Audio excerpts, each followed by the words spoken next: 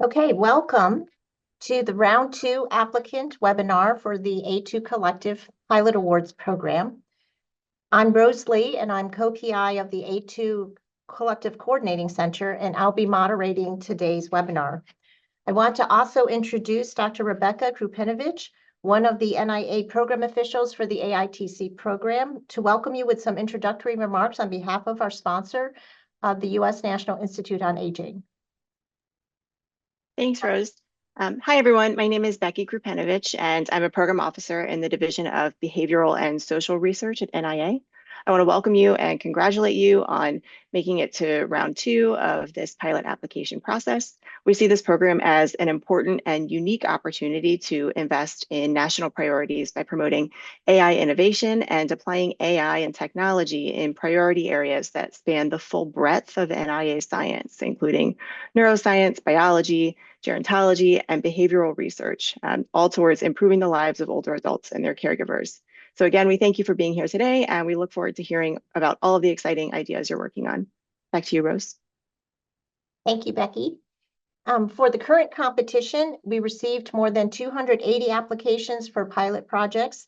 If you were invited to join today's call, you are part of a select group of 113 invited to advance to the second round for final consideration by one of the AITCs for funding. That's about 40% of the round 1 applications. More than 40% of the projects invited to round 2 are led by a startup or small business, either independently or in collaboration with another institution. So we welcome all of you to today's webinar. Our goal today, next slide, Scotia. Our goal today is to highlight and address areas of possible concern in the round 2 application process and provide tips to help you formulate the most competitive round 2 application. You'll hear from us at the A2 Collective Coordinating Center, then you'll get some tips from the AITC PIs, then we'll have about 20 minutes where you can ask questions. As this agenda shows, we'll have about 5 minutes on application resources and evaluation criteria, and about 15 minutes quickly reviewing application components, and about 15 minutes on application tips and what you can expect post-application before opening up for about 20 minutes of questions. We ask that you please hold your questions until the Q&A portion that starts at 12:40, and remember that we're focusing on the application process today rather than questions about individual projects, which should be directed to the AITCs offline. This webinar is being recorded, and the plan is to post the recording on the A2 Collective YouTube channel, minus any applicant Q&A. We'll also share the slide deck for your future reference. Next slide. The following representatives from the AITCs are on the call to take your questions later. They include Drs. Rama Chalapa and Peter Abadir from Johns Hopkins University, George Damaris from Penn AI Tech, Deepak Ganesan from Mass AITC, and myself and my team from the Coordinating Center. And you've already heard from Dr. Krupenovich. The PIs are highlighted in orange text. Next slide, Scotia. And here's the remaining relevant timeline. Just to remind everyone, applicants can seek additional consultation with AITCs to develop their round 2 application. Those applications are due March 31st. The goal is to finalize the awards, which requires NIA review and concurrence in the summer of 2025, with projects expected to begin in the fall of 2025. Next slide. Just as in round 1, round 2 evaluators are asked to consider a number of criteria and to provide an overall score and comments. The plan is to provide timely feedback to all applicants, however brief. AITCs may give additional consideration to projects that leverage their resources or facilities or generate data sets, software, or hardware that might benefit the AITC research community at large. Other areas of consideration might include go-to-market strategy, regulatory reimbursement pathways, including improving access to and delivery of care in rural areas. Please note that any project that has been awarded SBIR or STTR or any other NIH research funding for the same or very similar work is not eligible due to overlap. Dr. Kalahar will address this and other components of the application in more detail next. Kayla? Thank you, Rose. So the primary components of the round 2 application can be grouped into the 6 sections that are displayed here. And today we're going to discuss data and resource sharing, budget, and human subjects research and ethics in some detail, while touching more lightly on the other application components, which are generally similar to or expansions of what was requested in the round 1 application that you already completed. So I do want to briefly highlight a few key points about those sections that we won't discuss in as much detail today before we move on. In the first section of the application, you'll be asked about overlap with other federal funding, and particularly whether any of the applicant organizations that will lead your proposed project have received NIH Small Business Innovation Research or Small Business Technology Transfer, or SBIR, STTR, funding, or have an NIH SBIR, STTR application pending. Applications that propose either incremental enhancements or new indications or patient populations for technologies or platforms that have been supported by NIH SBIR STTR funding are not eligible for funding in the 5th annual A2 Pilot Awards competition. So if you're unsure whether your proposed project would be considered an incremental enhancement of or new indication or patient population for work supported by NIH SBIR STTR funding, please make sure that you disclose any prior or pending NIH SBIR STTR awards and reach out to the AITC if needed to clarify your eligibility. As you complete the round 2 application, we do ask that you review the conflict of interest reference list that also was provided in the round 1 application. Review that again and make sure that you evaluate whether your project team has any conflicts while taking into account any changes to your project team that might have occurred since you submitted the round 1 application. Conflicts do not disqualify you from funding, but it is critical to inform us of them to ensure a fair review process. Please also be sure to note the page limits for the specific aims and research strategy and do not exceed them. Citations and letters of support, which are strongly encouraged but not required, do not count toward that page limit. And projects can be proposed by a single applicant institution or can involve multiple institutions in collaboration, in which one institution is designated as the prime applicant institution and, if funded, would be making subawards to one or more other institutions included in the application. For multi-institution projects, do keep in mind, first, that all pilot work must be completed in the United States unless foreign clearance is obtained from NIH. And if your project includes a component that would require foreign clearance, we do recommend that you discuss that component of the project with the AITC prior to submitting your round 2 application and address it in the research strategy as well.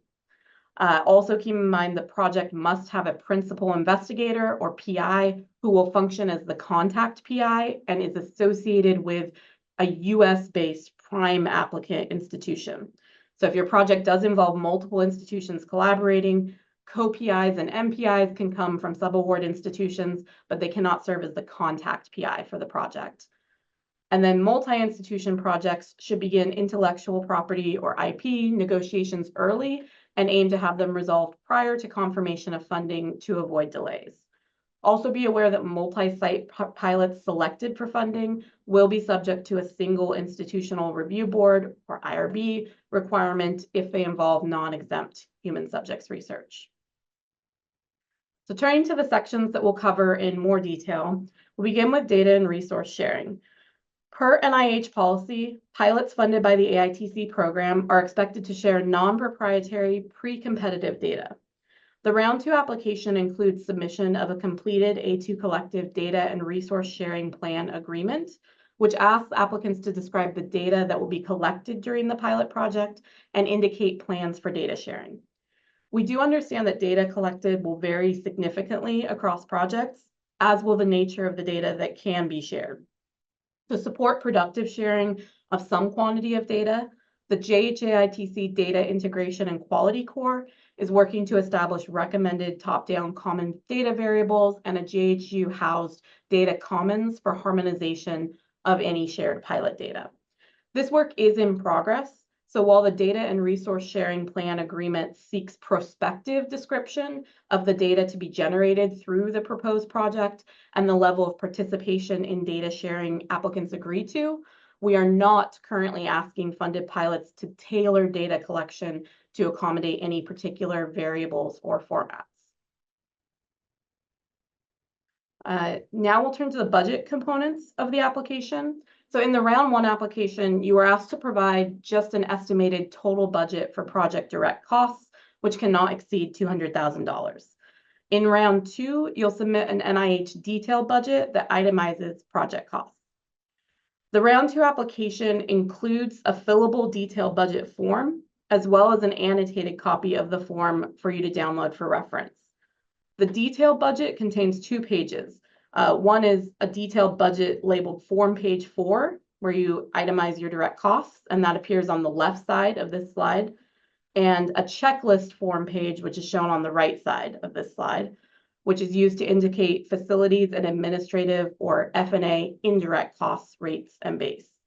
So here I'm displaying the annotated version of this document, which provides instructions on how to complete each section. If you are a single institution applicant, then you will complete both of the pages that are displayed here. If your project involves multiple institutions collaborating, then you'll need to submit a detailed budget and budget justification for each of the institutions that are involved in the project. There are some differences for how multi-institution applicants will complete budget forms, depending on which AITC the application is being submitted to. So speaking first, for JHAITC and Penn AI Tech multi-institution applicants, all collaborating institutions will complete Form Page 4 detailed budget, which again is on the left of this slide. The prime applicant organization's detailed budget should list the total amount of all subaward institutions' indirect costs on the consortium contractual F&A line, which is highlighted by the last explanatory box on the left page here. But the indirect rate and costs for the prime applicant organization itself should be provided on the checklist form page that's shown on the right. Collaborating subaward institutions on a multi-institution project applying to JHAITC or Penn AI Tech should not complete the checklist page, but should list their own indirect costs on their institution's Form Page 4 detailed budget and their indirect cost rate in their own budget justification. For Math AITC applicants, some differences apply in how Math AITC structures the awards, which impacts how Math AITC multi-institution applicants should complete these forms. And Math AITC will be contacting all of its applicants directly after today's webinar with specific budget instructions that address those differences. And you should follow up with the AITC if you have further questions. For all applicants, when planning overall project budget, do consider potential costs for participant recruitment and preparing for IRB submission if applicable.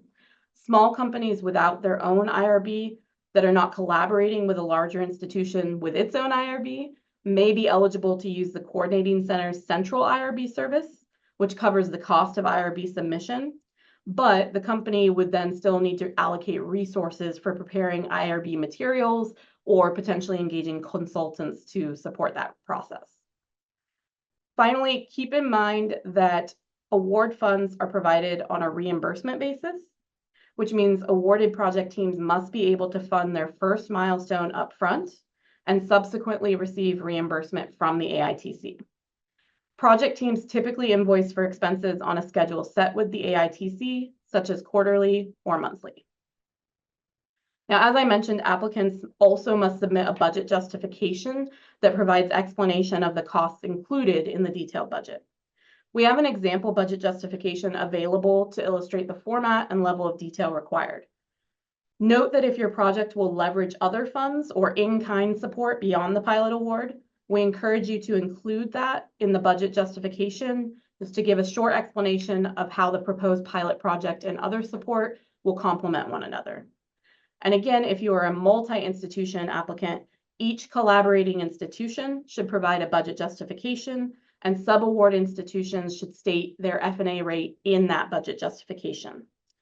Note that if your institution does not already have a federally negotiated F&A rate, you must use the de minimis F&A rate of 10%. Also note that the small business innovation research and small business technology transfer rates and policies do not apply to this program and cannot take the place of a federally negotiated F&A rate.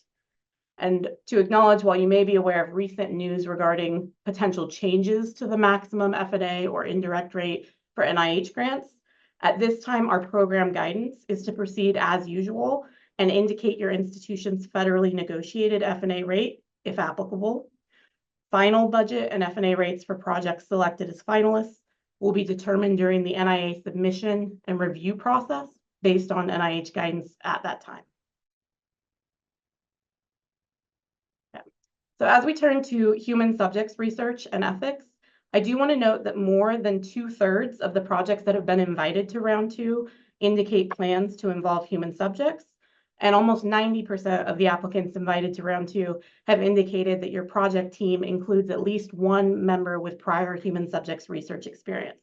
So we expect that this is familiar information to most of you, and we'll focus largely on directing you to resources that you can consult for more information and clarification for your specific study.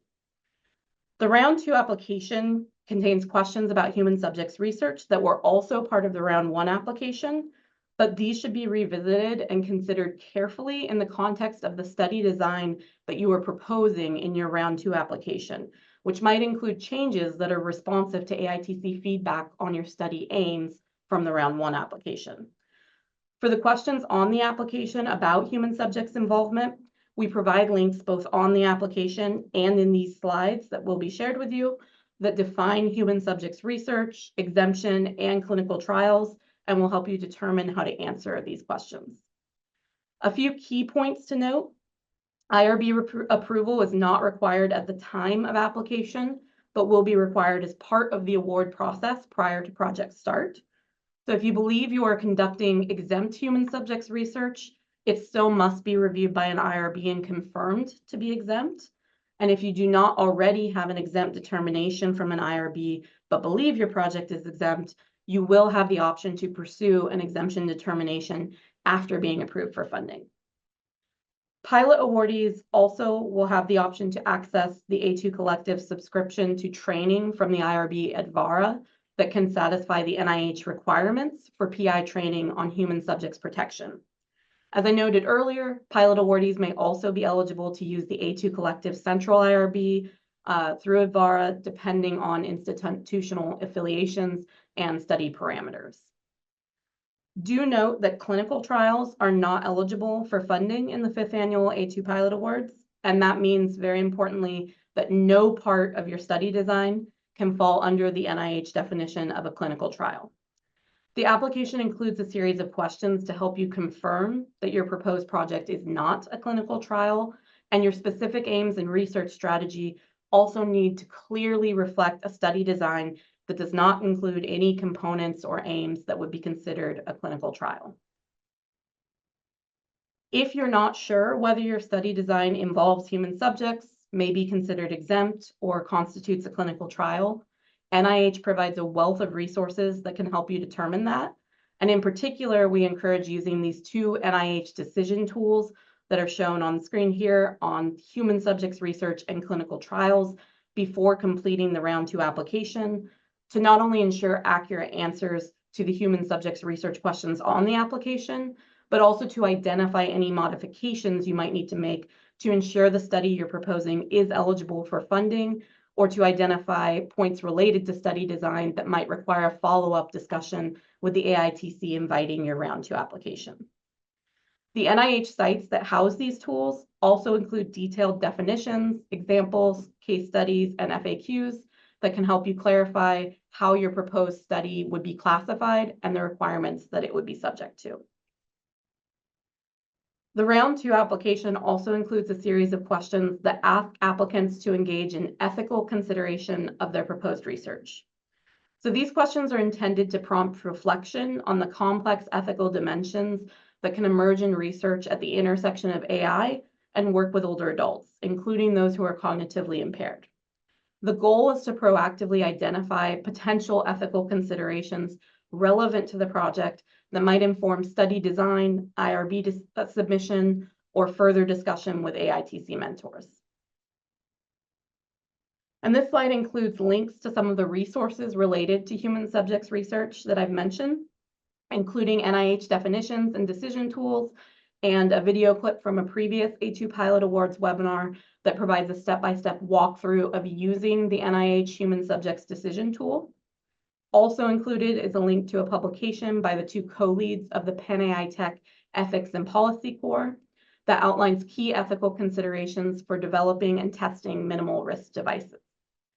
And again, we'll share the slides presented today following the webinar, so you will be able to access these links directly.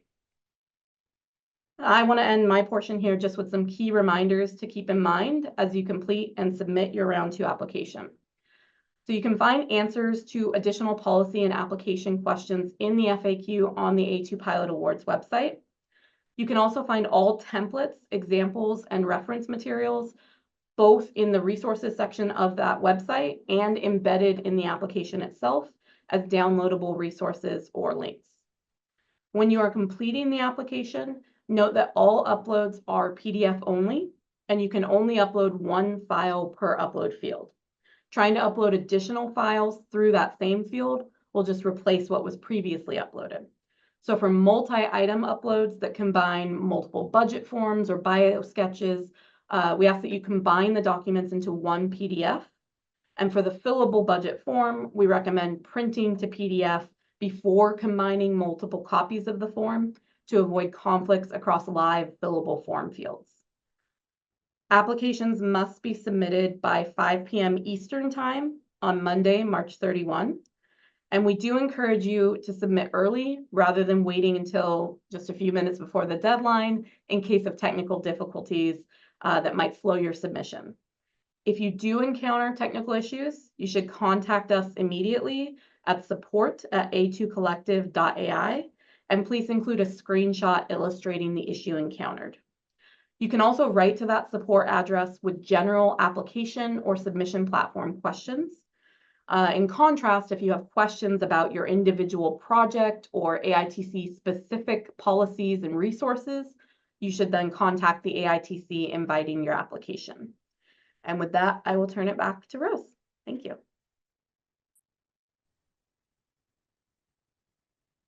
Next slide, Scotia. So you've heard a lot from us at the coordinating center. So now is the opportunity to hear from the principal investigators.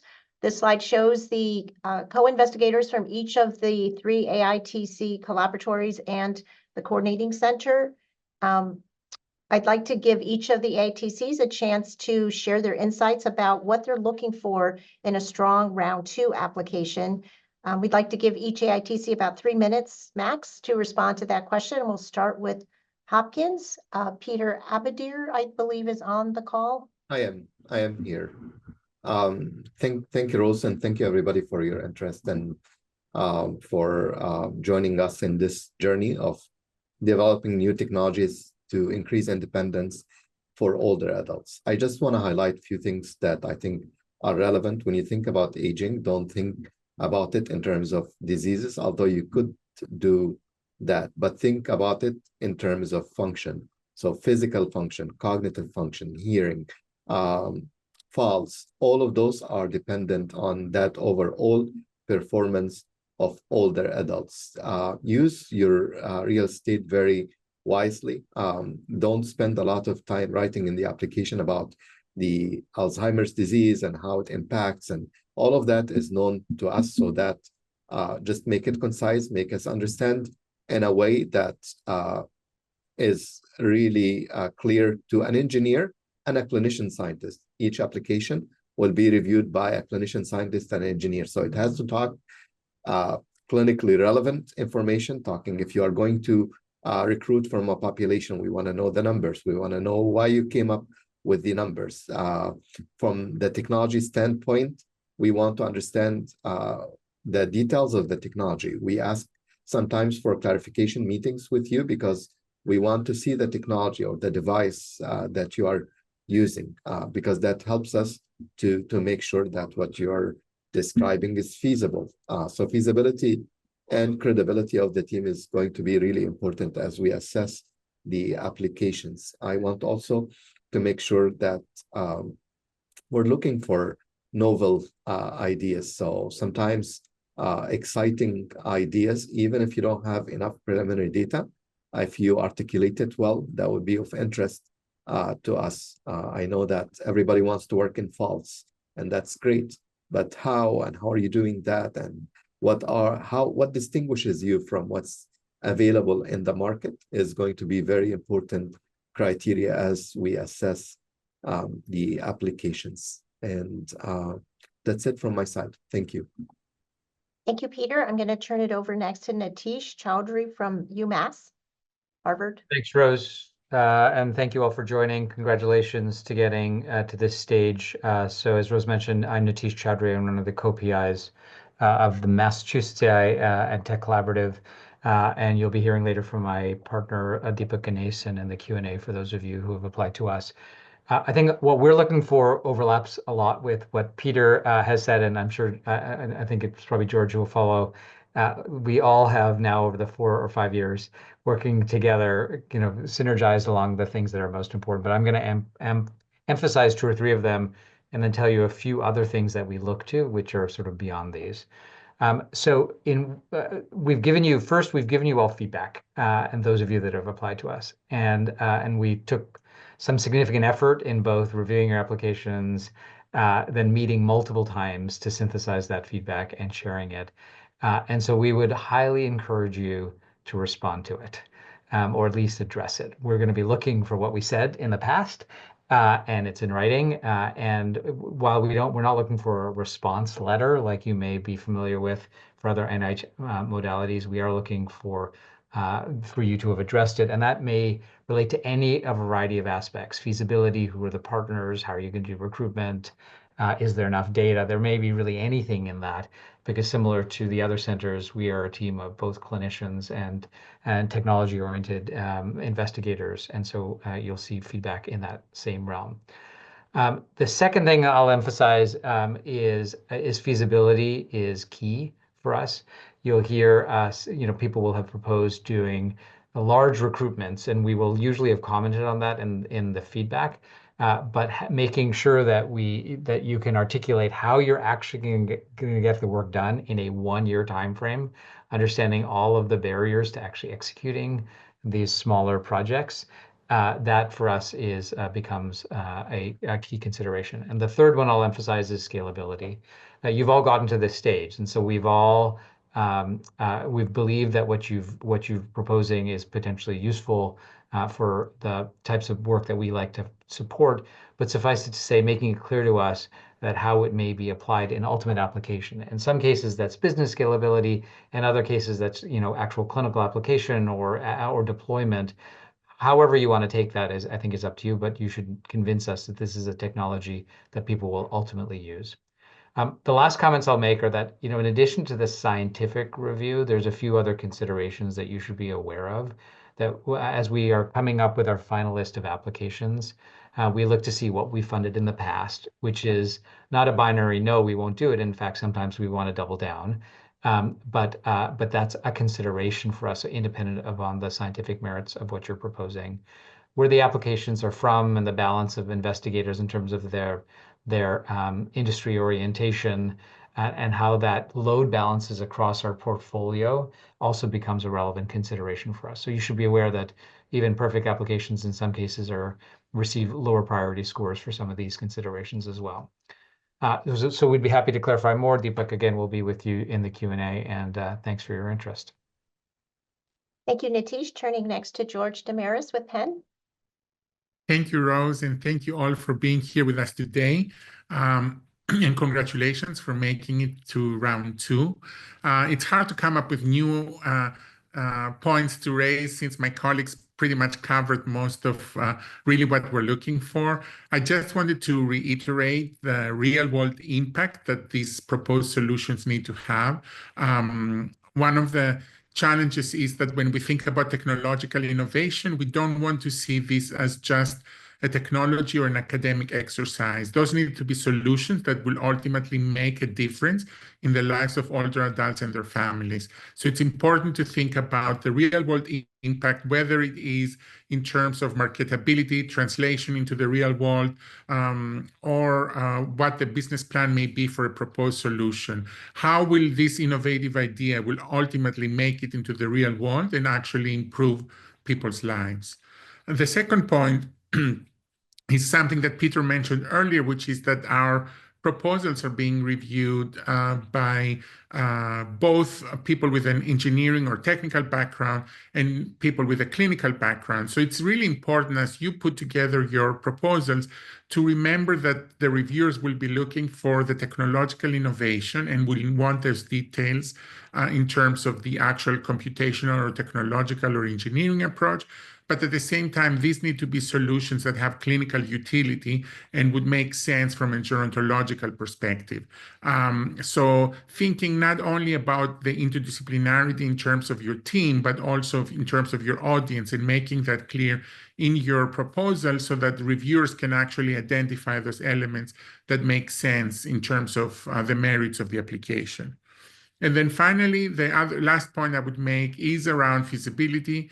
Again, and I think Nitish mentioned that too, sometimes people may propose a very large deployment with hundreds and hundreds of people, or sometimes they may propose a very limited deployment with only 1 or 2 people. So how do you find the right balance? It needs to be some work that has the impact, but at the same time, it's only a 1-year study. So clearly, we want to see studies that take into consideration both the ambitious and innovative nature of this call for proposals, but at the same time, the realistic constraints of limited resources and time. This is a 1-year pilot. I know that we'll have a chance for Q&A to talk about other aspects of this, but I think those are the 3 elements that are the most important as our reviewers review the full applications. And I'm looking forward to the discussion later. Thanks very much, George. Focusing next on the post-application process, we wanted to give each of the AITCs a chance to comment on what applicants can expect to happen before and after March 31, the deadline for the R2 applications. For example, some might schedule interviews, solicit answers to questions by email, or hold office hours. All applicants can expect to receive some feedback by mid-May. So let's try to keep these remarks to about 1 to 2 minutes per AITC. And I was hoping to start with Mass AITC, then Penn, and then Hopkins. Is Deepak available? So right after this call, I think we are going to reach out with some additional comments. I think David will reach out. So we have a process by which we encourage people to reach out to us, and we've been meeting several of the individuals whom we've given specific feedback to. So I think, as Nitish mentioned, we've have a for many of the applicants, we have a summary that actually outlines the key things to change in the proposal or to modify if there's a specific request. So please go through the review. I think we've made it as clear as possible as to what needs to change. And I think that's the key. And if you have any concerns, if you have any questions, I think please do reach out to us. We try to meet with you. I think we've met with several candidates already, and we're happy to help in whatever way we can. I think, as Nitish mentioned, some of the concerns is very clear. If there are certain industry proposals, the aims need to be written in a way that they're scientific. And so that's one gap that you need to fix, and you can reach out to us if you need any help with that. Teaming is another thing if you don't lack expertise in specific areas, and so on. But we've made this very clear. There's a there's a link on our site, and I think you should have it already. It'll come in the email as to the way you contact us. Thanks, Deepak. George, what can people expect from Penn AITC? Similarly, we have set up several time slots for office hours so that individual applicants can join and ask questions, whether it's specifically about their application or in general about the process. And Jennifer and Nancy, our program managers, will disseminate the times to all applicants so you can sign up for the office hours. As Deepak mentioned, the goal is to address the feedback that you saw in round one. In some cases, we've had applicants who may not have had full details in terms of, let's say, recruitment or deployment in round one because they wanted to learn more about a specific health system that they were hoping to partner with. Obviously, this is now the phase where we do need those details. So having those discussions about the details of the approach are necessary prior to submitting the round two full proposal. So in addition to office hours, if you have other questions or want to discuss something further, not just with our general team, but maybe with some of our core members or partners, this would be a good time to reach out to us to discuss. And I think after the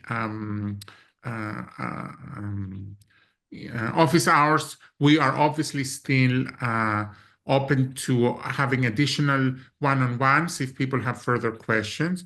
The feedback that was provided for round one is something we also have access to and can discuss during the office hours. We cannot, unfortunately, review individual proposals for round two. I know one of our applicants asked if it would be possible to do a kind of a pre-review, which unfortunately we can do because we would have to do it for all our applicants, but we can definitely provide as much feedback as we can during this process. Thank you, George. Peter, can you tell us about Hopkins process? Yes, thank you, Rose. I think Deepak and George covered a lot of what we will be doing, which are office hours and offering responses by emails, but also what we will be doing in addition is that we will be reaching to applicants that for one reason or the other on the initial letter of intent, we saw some discrepancy in the scores, like some high scores versus low scores. We will be reaching out directly to them to ask for a meeting with them to discuss some of those elements and get some more clarity from them. So if you receive a request for a meeting, it's just for us to understand a little bit more what they are doing, what you guys are doing. Thank you, Peter. Scotia is going to put up a slide that shows the finalist NIA grant application packets. We just wanted to make sure everyone's aware that if you're selected as a finalist and make it past this next hurdle, you will need to submit additional documentation prior to award. This chart shows how the materials you are required to submit in your round two application fit into the packet submission from the AITCs to NIA for approval and concurrence. We have really tried to design the process to make it only on an as-needed basis for those that have to submit additional information. We've realized that NIH grant processes can seem kind of onerous to people, especially startups that are used to quick acting decisions, but the government at the NIH is very careful about what they're funding and trying to get this information. But just to manage expectations, should you be so fortunate as to make it to the next step, there's more paperwork for you to have to deal with. And we are here to help you navigate this process as best we can to comply with the NIH requirements. The next slide shows the AITC program representatives that are joining today. Again, orange highlights the PIs that are on the call to answer your questions. The others are co-investigators or project managers and coordinators. I think I also saw that Phil Fan is on from Hopkins. He's the core lead for network and engagement, and also with the Cary Business School. Contact information is also indicated if you'd like to follow up with the AITC directly with questions specific to your project. So thank you very much for joining us. I want to thank the AITC PIs, Rebecca Krupenovich and Kayla, for their time and remarks, and thanks and good luck to all the applicants. We're here to help. Thank you.